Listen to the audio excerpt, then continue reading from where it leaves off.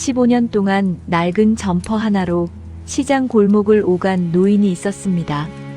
아무도 그의 이름을 몰랐고 아무도 그가 어디서 왔는지 몰랐습니다. 그런데 시장이 사라질 위기의 그날, 그 노인의 안주머니에서 꺼내든 것 하나가 모든 것을 단숨에 바꿔놓았습니다. 이야기를 시작하기 전에 지금 어디에서 이 방송을 듣고 계신지 댓글로 알려주세요. 댓글 남겨주시면 제가 반갑게 인사드리겠습니다. 좋아요와 구독도 함께 부탁드리겠습니다. 새벽 5시 중앙시장 골목에는 아직 아무것도 열리지 않은 시간이었습니다. 가게 셔터는 내려져 있었고 골목 끝 가로등 하나만 혼자 빛을 내고 있었습니다. 이른 아침 찬바람이 시장 골목을 쓸고 지나갔습니다. 그 이른 시간에 국밥집 주인 박수님 씨 58세는 이미 가스불을 올리고 국물을 데우고 있었습니다. 새벽 4시 30분에 출근해서 국물부터 올리는 것이 20년째 달라지지 않은 하루의 시작이었습니다. 혼자 가게를 꾸려온 세월이 그만큼이었습니다. 솥 안에서 국물이 부르르 끓기 시작할 무렵 문이 먼저 열렸습니다. 노인이었습니다. 낡은 회색 점퍼에 발 뒤꿈치가 한쪽 눌린 운동화. 손목에는 시계도 없었고 손가락에는 반지 하나 없었습니다. 머리카락은 단정히 빗어 넘겼지만 옷은 세탁이 오래된 흔적이 역력했습니다. 한겨울 찬바람이 드는 날인데도 두꺼운 외투 하나 걸치지 않았습니다. 누가 봐도 넉넉하지 않은 노인이었습니다. 자리는 항상 같았습니다. 창가 쪽 2번째 테이블. 그 자리에 앉으면 시장 안쪽이 훤히 내다보이는 자리였습니다. 국밥 한 그릇, 깍두기 한 접시, 물 한 컵. 15년 동안 단 하루도 빠지지 않은 주문이었습니다. 명절도, 비가 쏟아지는 날도, 태풍이 오던 날도 그 자리에 앉아 똑같은 주문을 했습니다. 박수님 씨가 몸이 아파가게 문을 늦게 연 날 노인은 셔터 앞에서 혼자 서서 기다리고 있었습니다. 아프세요? 하고 박수님 씨가 물었더니 노인은 그냥 고개를 끄덕이고 자리에 앉았습니다. 그게 두 사람이 나눈 대화의 전부였던 날도 많았습니다. 박수님 씨가 처음 이 노인을 만난 것은 15년 전이었습니다. 그때도 지금과 똑같은 점퍼였습니다. 처음에는 그냥 동네 독거노인이려니 했습니다. 말수가 없고 눈빛이 조용하고 밥을 다 먹고도 한참을 앉아 있다가 가는 사람. 아니면 집이 너무 외롭거나. 박수님 씨는 딱히 이유를 따지지 않았습니다. 그냥 국물을 한 번 더 채워줬고 묻지도 않고 깍두기를 더 올려줬습니다. 그냥 혼자인 것 같아서. 그냥 그랬습니다. 여러분, 혹시 이런 분 한 번쯤 만나보신 적 있으신가요? 말은 없는데 어쩐지 눈빛이 마음에 걸리는 사람. 가난해 보이는데 어딘가 모르게 묵직한 무게가 느껴지는 사람. 가까이 하기도 어렵고 그냥 지나치기도 어려운 그런 사람. 그 노인의 이름은 강태복이었습니다. 72세. 하지만 그것조차 박수님 씨가 알게 된 것은 훨씬 나중 일이었습니다.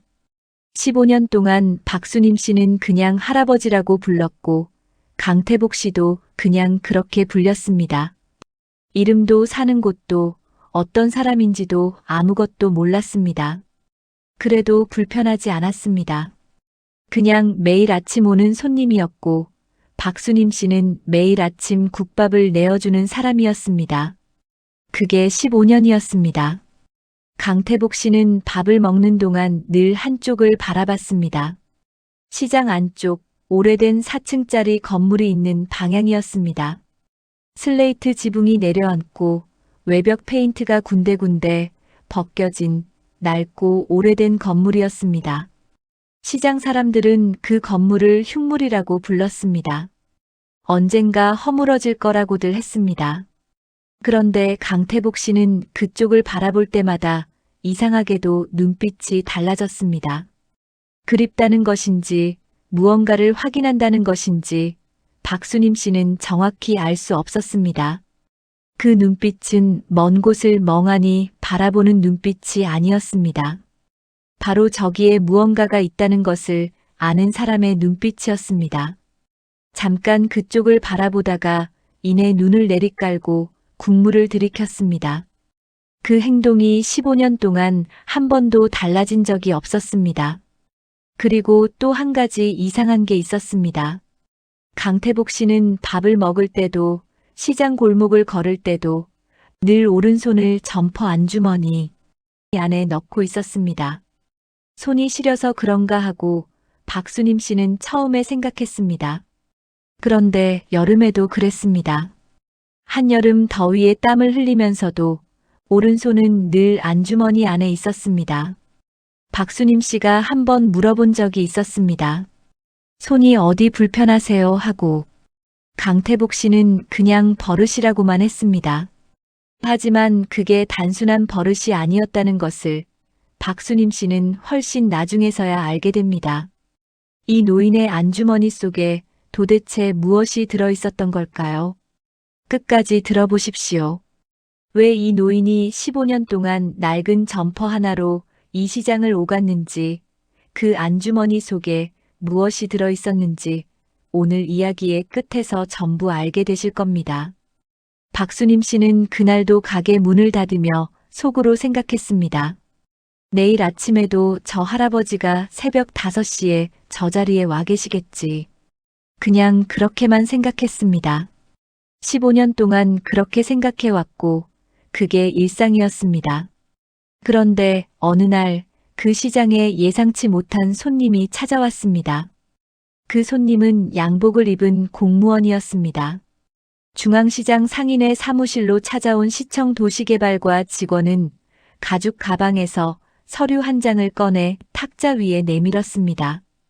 도시 재개발 계획에 따른 건물 철거 예정 통보서였습니다. 대상 건물은 시장 안쪽 4층 건물을 포함한 인근 건물 7동. 철거 예정일은 통보일로부터 30일 후라고 적혀 있었습니다. 공무원은 서류를 내밀고 나서 무표정하게 덧붙였습니다. 관련 이해 신청은 10일 이내에 하셔야 합니다. 라고. 그리고 돌아섰습니다. 공무원이 돌아가자마자 상인의 회의실은 순식간에 소란스러워졌습니다.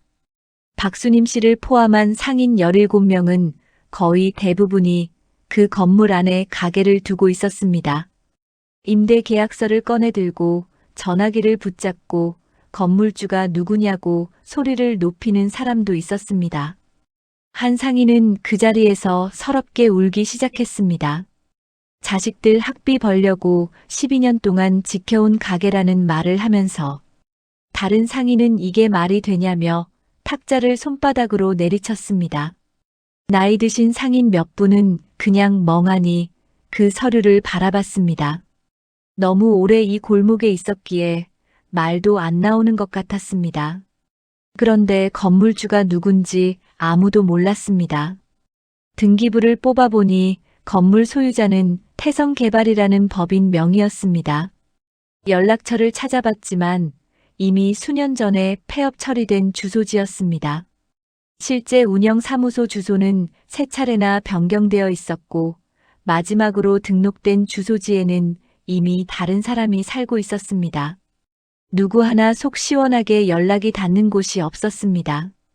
상인회 대표 정인국 씨 61세가 변호사 사무소까지 찾아가 봤지만 법인 뒤에 또 다른 법인이 있고 그 뒤에 또 다른 명의가 있어서 연결고리가 이어지지 않는다는 말만 들었습니다. 이런 구조는 의도적으로 설계한 것이라는 말도 들었습니다. 그 말이 더 무서웠습니다. 박수림 씨는 상인의 회의가 끝난 뒤에도 한동안 그 자리에 앉아 있었습니다. 20년. 이 가게를 시작했을 때 아이들이 초등학교 다닐 때였습니다. 그 아이들이 이제 다 결혼을 했습니다. 남편이 세상을 떠났을 때도 몸이 아파서 입원했을 때도 이 가게가 버팀목이었습니다. 가게 문을 열면 뭔가 할 수 있다는 느낌이 있었습니다. 살아있다는 느낌이 있었습니다. 그 가게가 30일 후에 없어질 판이었습니다. 그날 저녁 강태복 씨가 자리에 앉자마자 박수님 씨는 자신도 모르게 털어놓았습니다. 할아버지, 우리 시장 없어질 것 같아요. 30일 후에 건물 다 부숴버린대요. 저 여기서 20년 동안 장사했는데 이제 어디 가야 할지 모르겠어요. 건물주가 누군지도 모르고 연락할 곳도 없고 어디에 하소연해야 할지도 모르겠어요. 목소리가 떨렸습니다. 강태복 씨는 국물을 한 모금 마셨습니다. 그리고 박수님 씨를 한번 바라보더니 아무 표정 없이 한마디만 했습니다. 잘 될 겁니다. 그게 전부였습니다. 박수님 씨는 속에서 뭔가가 치밀었습니다. 위로도 아니고 대책도 아니고 그냥 잘 될 거라고요. 그 말이 목구멍까지 올라왔습니다. 하지만 박수님 씨는 그 말을 꼭 삼켰습니다. 이 노인에게 화를 낼 이유가 없었습니다. 그런데 이상했습니다. 그 한마디를 들은 순간 이상하게 가슴이 조금 진정이 됐습니다. 그 목소리가 너무 확신에 차 있었기 때문입니다. 불안해하지도 않고 걱정하는 기색도 없이 그냥 당연하다는 듯이 말하는 목소리였습니다. 모든 것을 알고 있는 사람의 목소리 같았습니다. 여러분, 이 한마디가 그냥 노인의 막연한 위로처럼 들리셨나요? 그런데 그게 아니었습니다. 강태복 씨는 국밥 한 그릇을 천천히 다 비웠습니다. 늘 그랬듯이 왼손을 안주머니에 넣은 채 자리에서 일어났습니다. 계산을 마치고 문 쪽으로 걷다가 잠깐 멈췄습니다. 그리고 시장 안쪽 낡은 4층 건물 쪽을 한번 바라보다가 조용히 걸어 나갔습니다. 박수님 씨는 그 뒷모습을 바라보다가 문득 깨달았습니다. 저 할아버지, 저 건물 쪽을 늘 저렇게 바라봤었지. 15년 동안 매일 같은 자리에서 같은 방향을 바라보던 그 시선. 그게 그냥 멍하니 바라보는 게 아니라는 걸 그날 처음 느꼈습니다.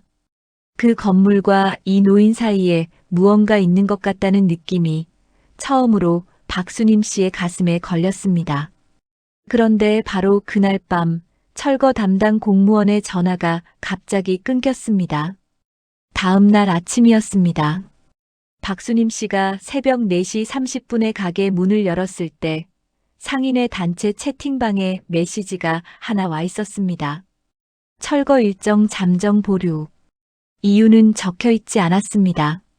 단순히 철거 일정을 잠정 중단한다는 내용이 전부였습니다. 담당 공무원은 연락이 안 됐고 시청 민원실에 전화해도 확인 중이라는 말만 돌아왔습니다. 담당자가 자리를 비웠다는 말, 잠시 후에 다시 연락하라는 말만 반복됐습니다. 상인들은 웅성거렸습니다. 누군가 뒤에서 손을 쓴 것 아니냐는 말이 나왔습니다. 정인국 씨도 고개를 저었습니다. 나는 아무것도 한 게 없다고. 그럼 누가 한 거야? 아무도 대답하지 못했습니다. 강태복 씨는 그날도 새벽 5시에 자리에 앉아 있었습니다. 국밥 한 그릇, 깍두기 한 접시, 물 한 컵. 어제와 똑같은 주문이었습니다.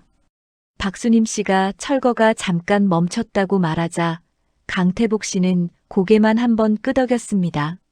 놀라는 기색도 안도하는 기색도 없었습니다. 그냥 알고 있다는 표정이었습니다.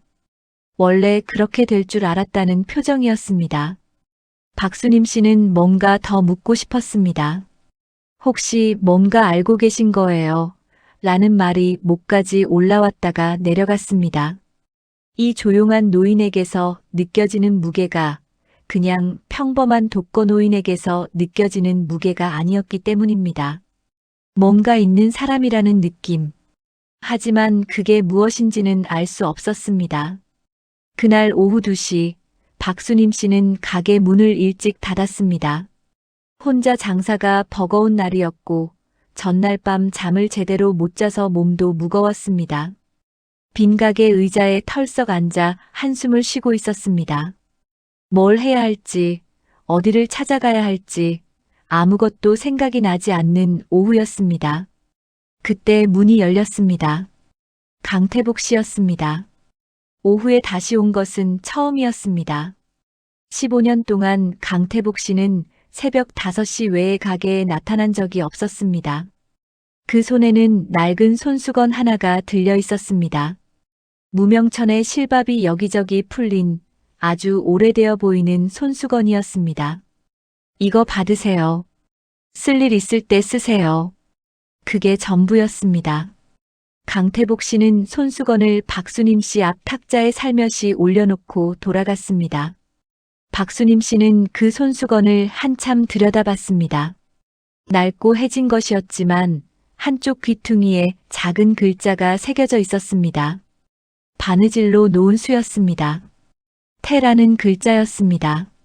박수님 씨는 가슴이 이상하게 뜨거워지는 것을 느꼈습니다. 이 사람이 왜 이걸 주는 걸까? 낡고 해진 손수건을. 왜? 어떤 의미가 있는 건지 아니면 그냥인 건지 알 수 없었습니다. 하지만 왠지 함부로 버리고 싶지 않았습니다. 그래서 주머니에 넣었습니다. 여러분, 이 손수건이 나중에 어떤 의미를 갖게 되는지 이야기 끝에서 함께 보시게 됩니다. 그런데 바로 그날 저녁 생각지도 못한 통보가 날아들었습니다. 보류가 아닌 제게 통보였습니다. 30일이 아니라 사흘 안에 건물을 비워달라는 최종 공문이었습니다. 이번에는 행정 집행 예고까지 붙어 있었습니다. 강제 집행 가능성도 언급되어 있었습니다.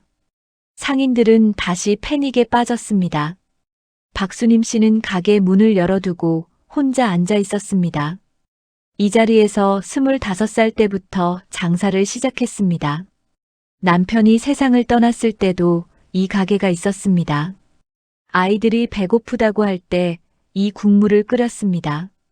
이 가게에서 번 돈으로 아이들 학교를 보냈고 이 가게 덕에 혼자서도 버텼습니다. 그 가게가 사흘 후에 없어질 판이었습니다. 눈물이 났습니다. 억울해서, 너무 억울해서. 그런데 바로 그날 밤 철거 담당 공무원의 전화가 다시 걸려오기 시작했습니다. 그것도 전혀 다른 번호에서였습니다. 철거까지 3일이 남은 새벽이었습니다. 중앙시장 상인들은 이른 아침부터 건물 앞에 모여들었습니다. 이불과 짐 보따리를 들고 나온 사람도 있었고 손으로 직접 쓴 플래카드를 들고 온 사람도 있었습니다.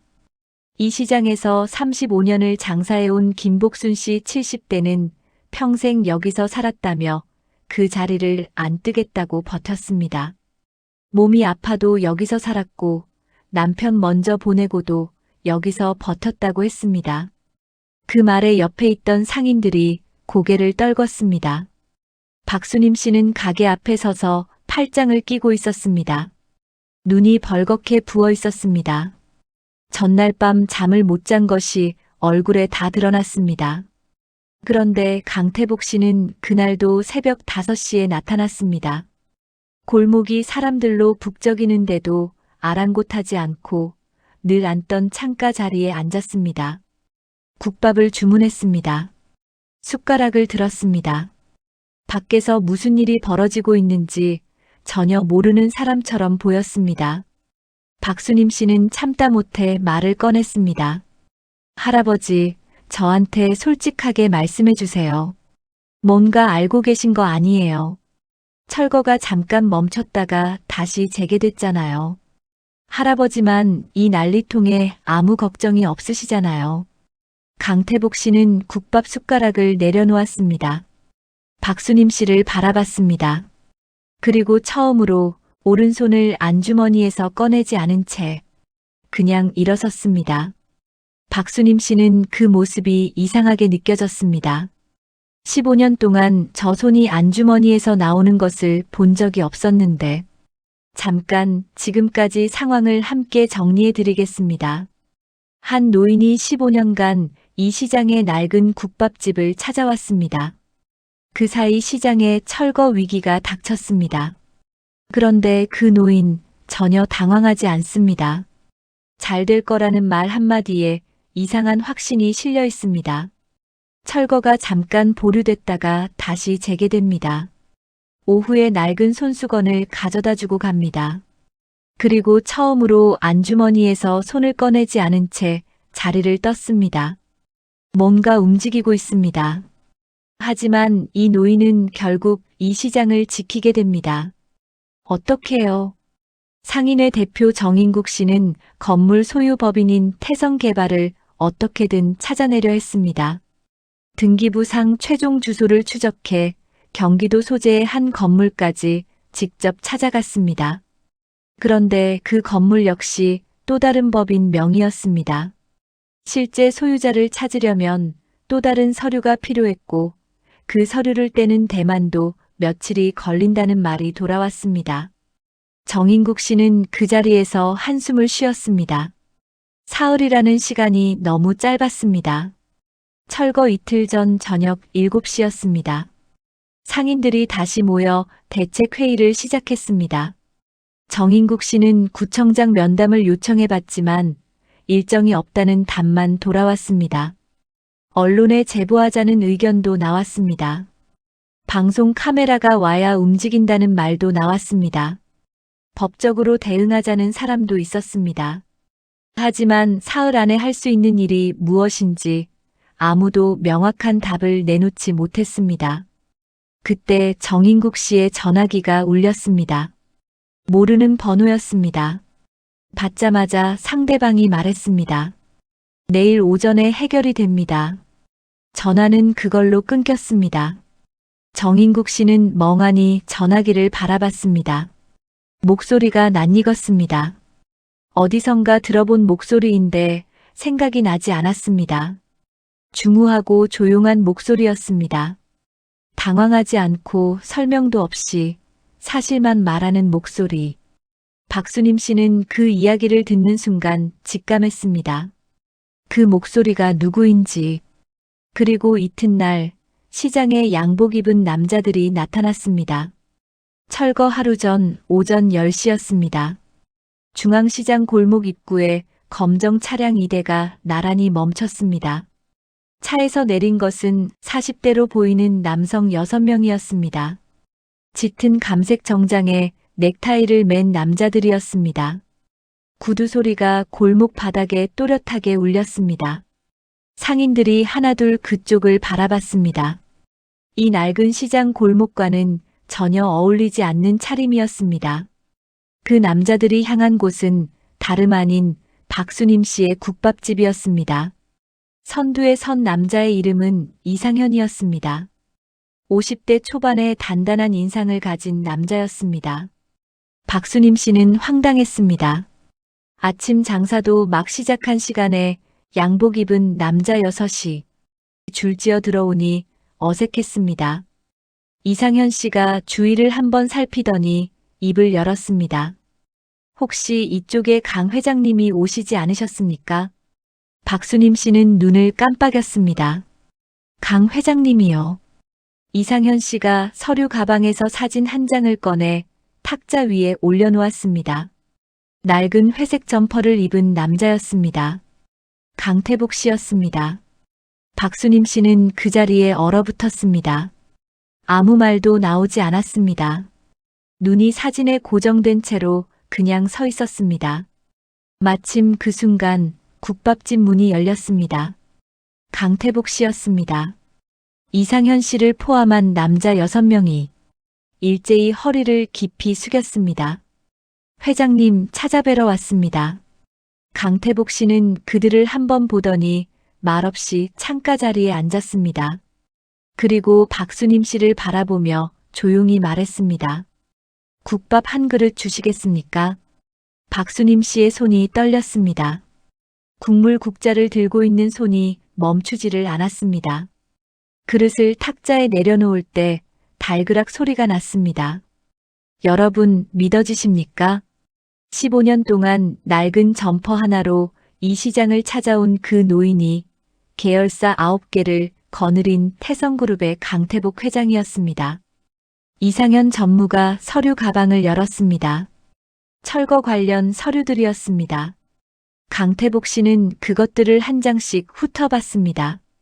그리고 천천히 오른손을 안주머니에 넣었습니다. 15년 동안 그 손이 꺼내지 않았던 것을 꺼내는 순간이었습니다. 법인 인감 도장이었습니다. 그리고 위임장 한 장, 도장을 찍었습니다. 철거는 그 자리에서 취소됐습니다. 몇 분 후 상인의 채팅방에 메시지가 들어왔습니다.